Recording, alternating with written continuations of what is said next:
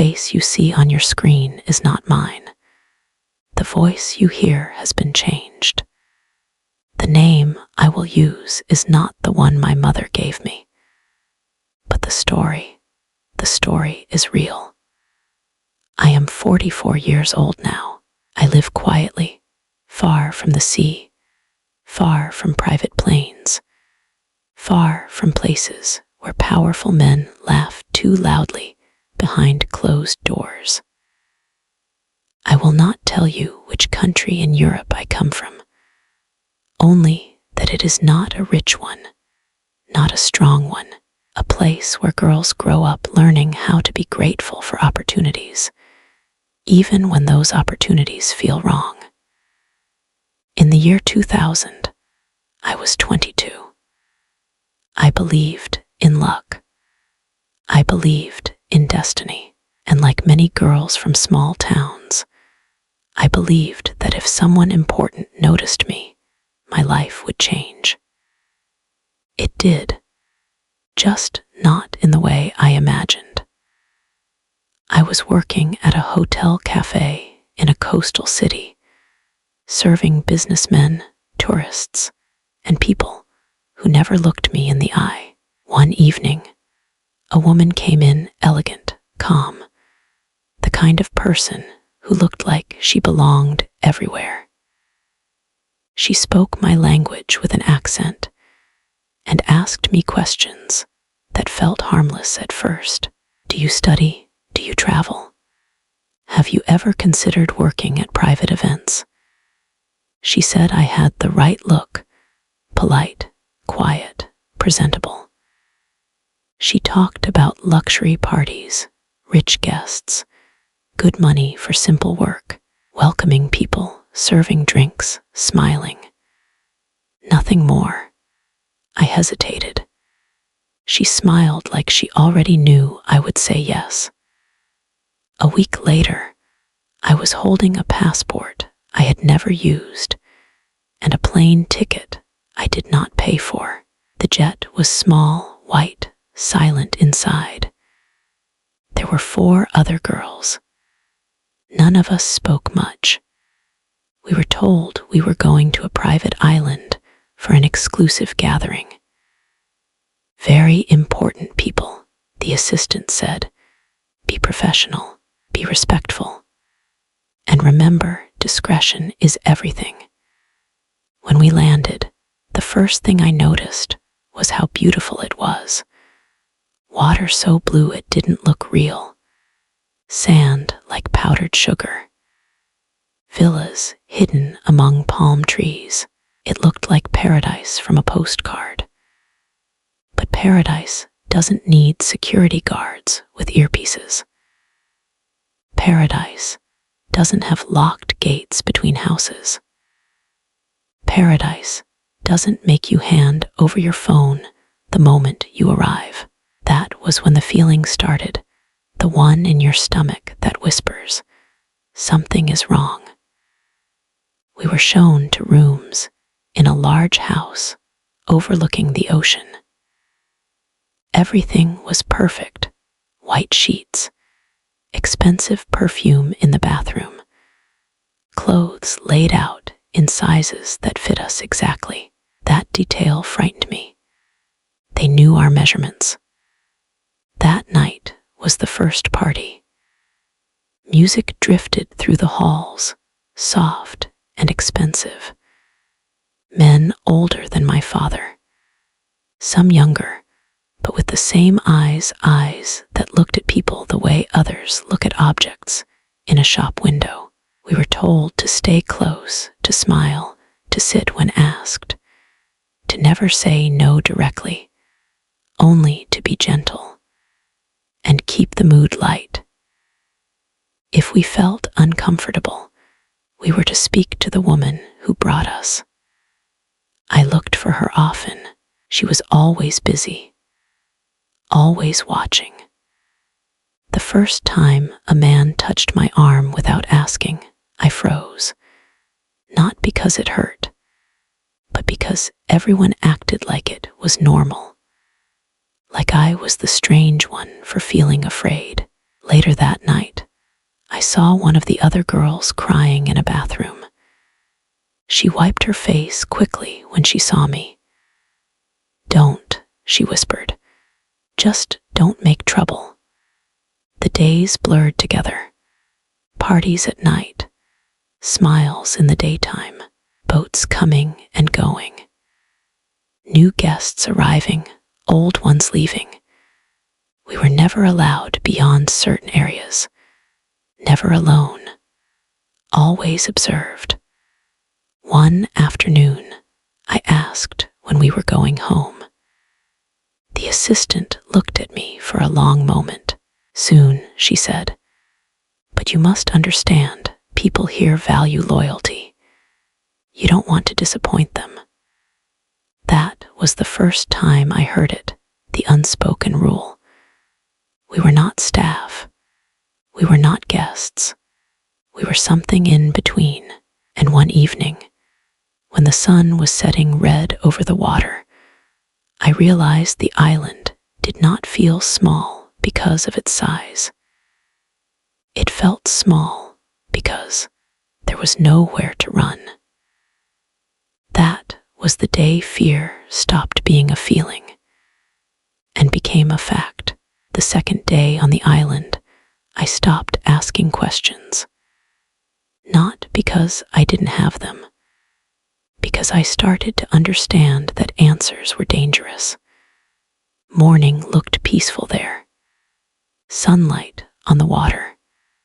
Birds. The smell of salt and flowers. If someone had taken a photo, you would think we were on vacation. That illusion was part of the design. Beauty makes you doubt your own fear. We were called to breakfast on a terrace overlooking the ocean. Long table, white plates, fresh fruit arranged like art. A man I hadn't seen before stood at the head of the table.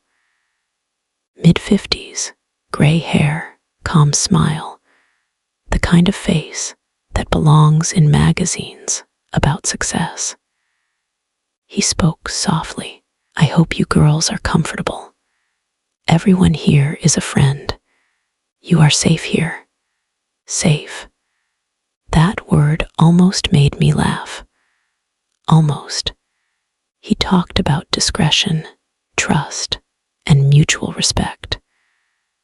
But every sentence had something underneath it, like a shadow under clear water. "You were invited because you're special," he said. "We take care of those who take care of us." It sounded like kindness.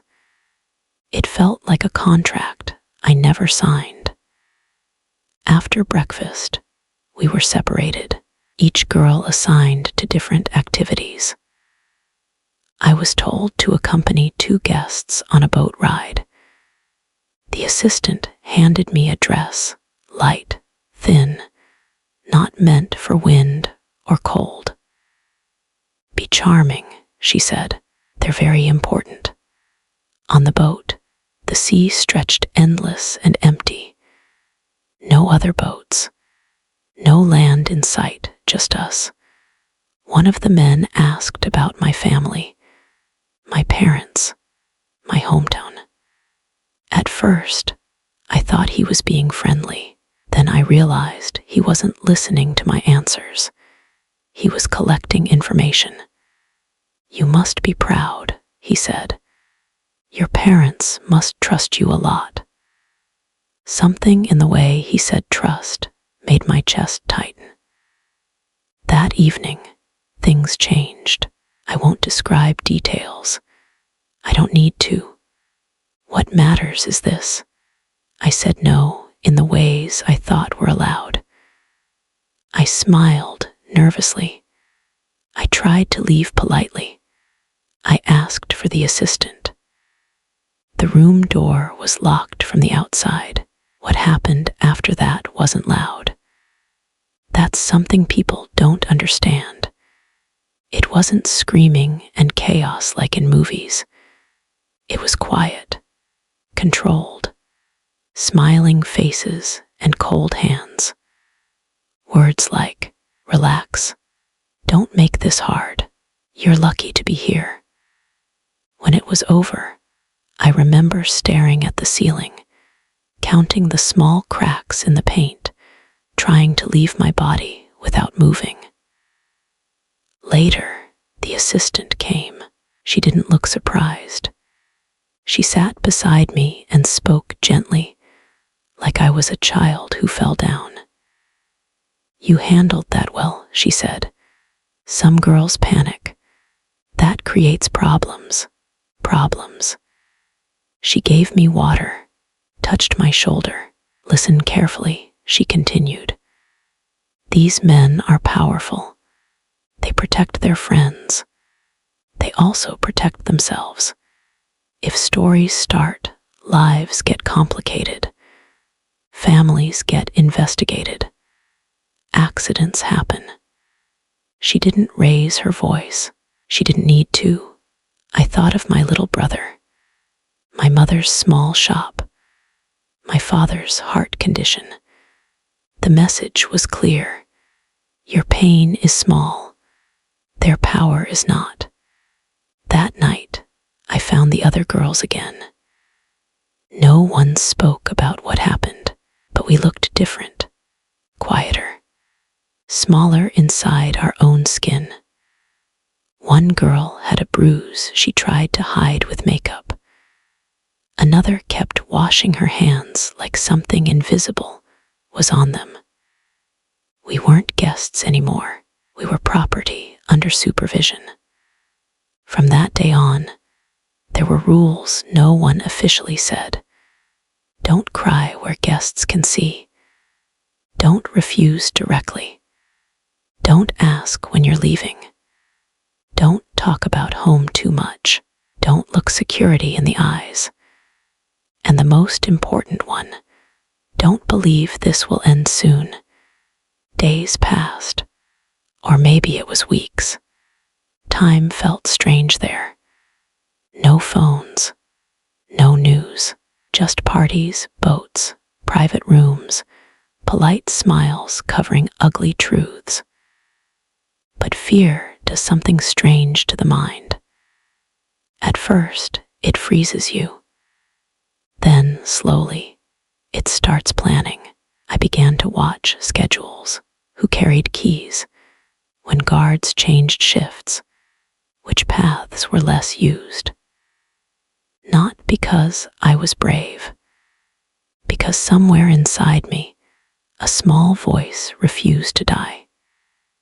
It whispered one sentence over and over: "You have to get out alive." By the third week, or maybe the fourth, time had stopped making sense. I learned how to split myself in two. There was the girl they saw, and the girl inside my head. The one they saw smiled on command. She laughed at jokes she didn't hear. She wore the dresses laid out on the bed. She moved when told, sat when told, stayed quiet when silence was safer than breathing. The girl inside watched everything. She memorized doors, counted steps between buildings, noticed which guard smoked and walked away from his post, which staff member looked tired, which cameras turned slowly and which stayed fixed. Fear had become routine. That was the most terrifying part. Human beings can get used to almost anything if it repeats long enough. One afternoon, I was sent to the smaller villa near the cliffs. Fewer guests stayed there, the ones who wanted privacy. The air inside always felt heavy, like the windows had never been opened. In the kitchen, I met an older woman I hadn't seen before. She was cleaning glasses, hands shaking slightly. "You're new," she said without looking at me. I nodded. She leaned closer and spoke in a whisper so quiet I almost didn't hear. "Don't trust the woman who brought you. My heart jumped. "Why are you telling me this?" I asked. She finally looked at me. Her eyes were tired in a way that had nothing to do with age, because once someone didn't warn me. Before I could ask more, footsteps echoed in the hallway. She straightened immediately, face blank again. That night, a party was held on the beach. Torches in the sand, music low, laughter floating over the water like everything was normal. Boats anchored offshore, their lights blinking in the dark. I stood beside a table, pouring drinks. One of the men, younger than most, maybe late 30s, kept watching me, not with hunger like the others, with curiosity. Later, when he was alone, he asked quietly, "Do you want to be here?" The question hit me like cold water. I didn't answer. He sighed. "I didn't think so." For 1 second, I felt something dangerous, hope. "Can you help me?" I whispered. He looked away toward the main house, where security stood like statues. "You don't understand," he said. "No one helps here, not really." Then he walked back to the party, and whatever softness I thought I saw disappeared from his face like it had never existed. That was when I understood something important. Not everyone there was the same kind of monster, but everyone there chose to stay. And sometimes that's worse. A few days later, something happened that changed everything. One of the girls, the youngest, maybe 19, refused to go to a guest's room. She said no loudly. Clearly, the music stopped. Security appeared faster than seemed possible. She was taken away, not violently, but firmly, like she was luggage being moved. We didn't see her for 2 days.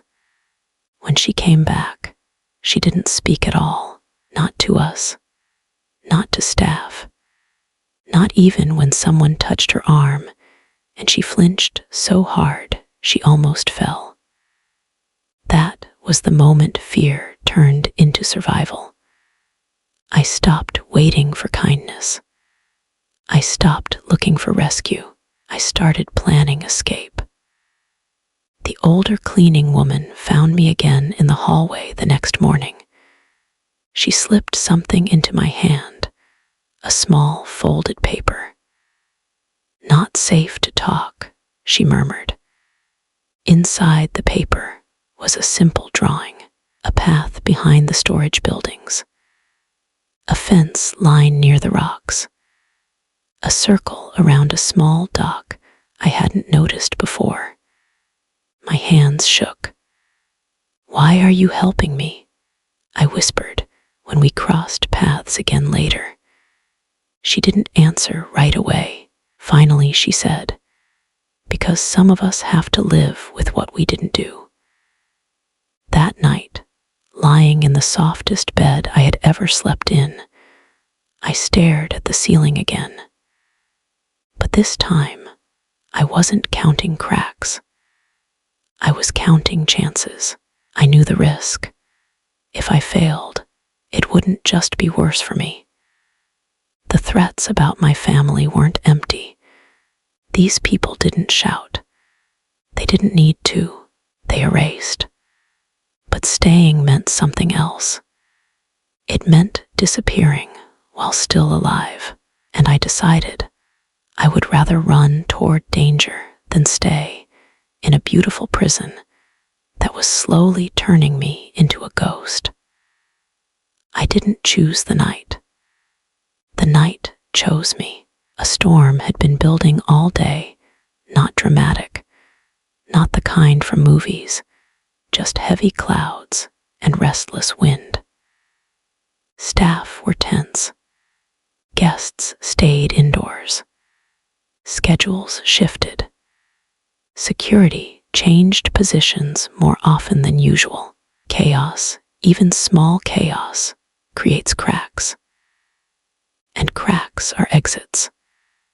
The older woman, I never learned her real name, passed me in the corridor that afternoon and pressed her hand briefly against mine. No paper this time, just a look. Tonight, my heart beat so hard I thought people could hear it. All evening, I moved like usual. Smile, serve, nod, stay invisible. Inside, every second felt like a countdown. I wore flat shoes instead of the heels laid out for me. I hid them under my dress. Small decisions, life-sized consequences. Near midnight, the power flickered once. Just once. But it was enough. People looked up. Conversations paused. Security spoke into their radios. Distraction.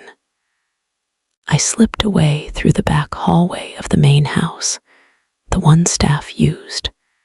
My legs felt like they belonged to someone else. I expected a hand on my shoulder every second. None came. The path behind the storage buildings was darker than I remembered. Wind pushed against me, carrying the smell of rain and salt. Palm leaves scratched together overhead like whispers. I reached the fence. It was higher than I thought. For a moment, panic flooded me. I wasn't strong enough. I wasn't tall enough. I wasn't a noise behind me.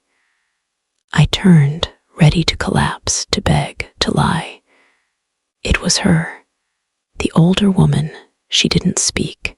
She just knelt, linked her fingers together, and lowered her head. I stepped into her hands and climbed. The metal bit into my palms. My dress tore. I didn't care. When I dropped on the other side, pain shot through my ankle. I almost cried out. She was still on the other side of the fence, her face barely visible in the dark. "Go," she whispered. "Don't look back. I can't leave you." "Go," I ran. The path down to the rocks was narrow and slippery. Waves crashed harder now, spraying cold water against my legs. I could see the small dock ahead, just a shadow against the sea. And a boat, small, white, tied loosely. I untied it with shaking fingers. I didn't know how to drive a boat properly. I had watched once. That would have to be enough. Behind me, a light swept across the trees. They knew. The engine coughed, then roared too loudly. I froze, certain the sound alone would bring them running. But the wind and thunder swallowed most of it. I pushed off. The island started to shrink behind me. For a second, I thought I had done it. Then a spotlight hit the water beside me. Another boat, bigger, faster. My chest locked. Tears blurred my vision. I didn't know where I was going, just away. Away from the beach. Away from the lights. Into open, dark water. Rain started falling hard. Waves lifted the boat like a toy. I held the steering wheel so tight my hands cramped. The bigger boat came closer. A voice shouted something I couldn't hear over the storm. I did the only thing my body knew. I steered toward the rocks along the far side of the island, a place boats avoided. Maybe they thought I wouldn't risk crashing. They were right. But I did anyway. A wave hit, spinning my boat sideways. The engine died. I slammed against the side, pain exploding through my shoulder. Water rushed in. The other boat slowed, too dangerous for them now. I didn't think. I just jumped. The sea was ice in my lungs. I couldn't tell up from down. My dress dragged me. I kicked, clawed, fought for air. When I broke the surface, the storm had swallowed everything: boats, lights, the island itself. I held onto a floating piece of wood, coughing, shaking, alive. I don't know how long I drifted, long enough to believe I would die, long enough to wonder if that would be easier. Then, through rain and darkness, I saw a yellow light, a fishing boat, a man shouting in a language I barely understood, hands pulling me up. After that, everything fades, but I remember one thought over and over as the island disappeared behind the storm. They didn't lose me. I escaped, and they would never forgive that. When I woke up, I thought I was dead. White ceiling, soft beeping sounds, the smell of disinfectant. My body felt heavy, like it belonged to someone else. For a moment, I didn't know where I was, who I was, or why breathing hurt. Then the memories came back, not gently, not slowly. They crashed into me like the waves from that night. The island, the rooms, the boat, the storm. I started shaking so hard the nurse had to hold my shoulders. I was in a small hospital in a coastal town. The fishermen who found me thought I had fallen from a tourist boat during the storm. I didn't correct them. I couldn't. A police officer came later that day. He asked questions in a calm voice.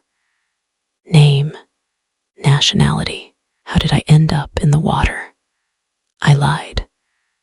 I said I had been on a private yacht with friends. I said I panicked during the storm and jumped. I said I didn't want my family to know because they would worry. He looked at me for a long time. Maybe he knew I wasn't telling the truth, but he didn't push. That was my first lesson after surviving. Sometimes silence protects you more than truth. When I left the hospital, I called my mother from a borrowed phone. I told her I had been working abroad and lost my phone. I said I was coming home. I didn't tell her about the island. I never have. For months after, I couldn't sleep in the dark.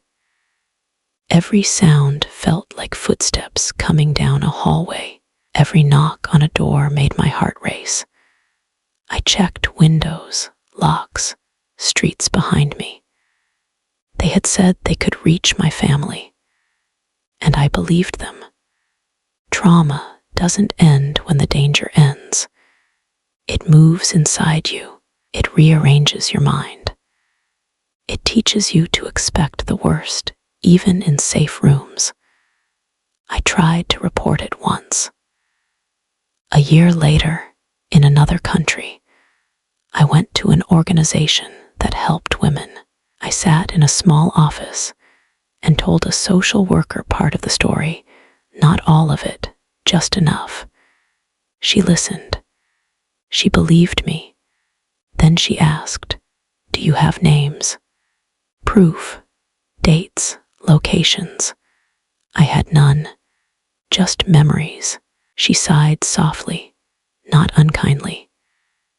"Cases like this are very difficult," she said. "The people you describe, they have lawyers, power, influence." I left that office smaller than when I walked in. That was my second lesson. Truth without power is fragile. Years passed. I changed cities, changed jobs, changed my hair, my clothes, my habits. I built a normal life from the outside. Work, rent, groceries, small talk. Inside, I was still on that island. I avoided beaches. I avoided rich men. I avoided parties. I avoided mirrors some days because I didn't recognize the girl looking back. But something else grew too. Anger. Not loud anger. Not screaming anger. Quiet anger. The kind that waits. I would see news about powerful men being celebrated, praised, protected. I would wonder how many of them had walked beaches like that one, under soft lights, while girls like me disappeared into rooms with locked doors. I stayed silent because of fear, but also because of shame. That's the cruel trick. They hurt you. Then they make you feel like it was your fault, like you should have known better, like you agreed. I didn't agree. I survived. There's a difference. Now, 20 years later, I am speaking for the first time, but still hiding. My face is not real. My name is not real. My country is not named. Not because I want to hide, because I still know what they are capable of. People ask, why didn't you go to the police? Why didn't you tell someone sooner? Because survival mode doesn't end when you escape. It stays in your bones. It whispers, stay quiet, stay small, stay alive. But silence also eats you from the inside. And one day, you realize something else. They took your past. You don't have to give them your future too. That is why I'm here. Not for revenge, not for fame, but because somewhere right now, another girl is being told she is lucky to be there. And I need her to know one thing. She is not crazy. She is not weak. And if she runs, even into a storm, she is not alone. For years, I believed survival was enough. Breathe, work, smile when required, stay unnoticed. That was my definition of a good life after the island. Small life, quiet life, safe life. But safety built on silence is a cage with softer walls. The nightmares never fully left. Some nights I was back in that hallway with locked doors. Other nights I was in the ocean again, lungs burning, no sky, no ground, just endless dark water. I would wake up with my hands clenched, like I was still holding onto that piece of floating wood. Therapists call it trauma memory. I call it the past, refusing to stay in the past. For a long time, I told myself speaking would change nothing. The men were too powerful. The system too complicated. The proof long gone. My story, just one voice against a machine built to protect itself. Then something shifted. I met a young woman at a community center where I volunteered. She was nervous, quiet, always looking over her shoulder. One evening, she stayed late to help clean. Her hands were shaking as she folded chairs. I recognized that shaking. It's the kind that lives under the skin. She didn't tell me everything, but she told me enough. A job offer abroad, rich clients, a place she couldn't leave, threats, shame, fear of not being believed. As she spoke, I felt the air leave my lungs. It wasn't just my story. It was a pattern, a system, a cycle that survives because girls like us stay silent and people like them stay protected. That night, I went home and sat in the dark for a long time. I thought about the older woman who helped me over the fence. I never saw her again. I don't know what happened to her. But I know this: she risked everything for someone she barely knew. Because she remembered what it felt like to be trapped. I realized something that scared me more than speaking out. If I stayed silent forever, then what happened to me would only be pain. But if I spoke, even like this, hidden, careful, it could become a warning. A light in a place designed to be dark. So I agreed to tell my story this way. Face changed, name changed, location blurred. Not because I am ashamed, because I am strategic. People say, why now? Because healing is not a straight line. Because courage sometimes takes 20 years. Because fear gets tired too. I don't expect justice in the way movies show it. Courtrooms, handcuffs, headlines. That world rarely works for people like me. But justice has other forms. Justice is a girl watching this and trusting her instincts when something feels wrong. Justice is a parent asking more questions when an opportunity sounds too perfect. Justice is survivors realizing their confusion, their silence, their survival choices were not weakness. They were human. The men on that island believed they controlled everything: the planes, the doors, the stories. They believed fear would follow us forever. And for a long time, it did. But here is what they did not understand. Fear fades in the light. Shame weakens when spoken. And a voice, even one without a real face, can travel further than any private jet. I am still careful. I still check doors. I still don't share details. Survival habits don't disappear overnight, but I am not just surviving anymore. I am witnessing. There is a difference. To anyone watching who has lived something similar, the confusion, the guilt, the maybe it was my fault thoughts, they are part of the damage, not the truth. What happened to you was not a misunderstanding. It was an abuse of power. You are not dramatic. You are not broken beyond repair. You are someone who lived through something designed to break people. And you are still here. So am I. They tried to turn me into a secret.